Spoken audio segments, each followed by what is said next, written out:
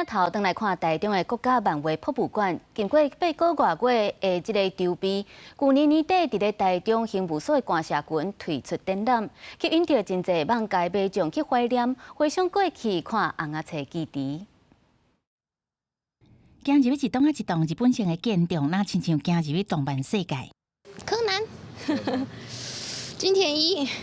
真侪摆大册柜顶悬各大景语，互册迷回想少年时代浸伫红仔册店的感觉。为着呼应看红仔册这个日本艺场，完了结合本土作家卷毛老师的作品，直到葫芦镜甲红仔册的元素实体化，互公共空间有历史味，嘛加入创作。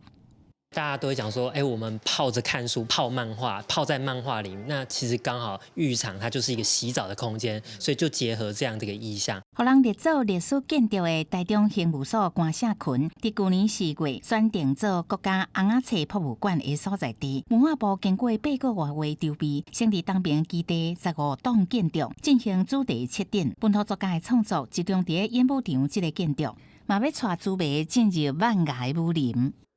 80年代台湾的漫画比较多，然后现在就几乎已经没什么台湾的漫画家了。包括大家真熟的本土作家的手稿，拢有伫遮展出。导连新著作权法修正前，由出版社引进的盗版漫画，伫遮嘛看得到。另外，建筑另外一个特色，除了融合地景加建筑的镜湖、老青仔树加原来建筑，甲叫做大树用功，好亲像带咱进入漫画的世界。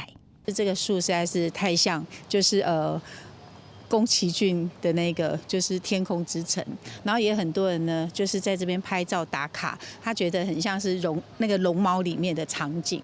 国家漫画博物馆筹备处表示，未来预定要伫北平基地高新起一座主场馆，预定2029年完成。到时阵就会变做总面积有2.75公顷的园区，完了变做保留动漫文化的重要场地。记者综合报道。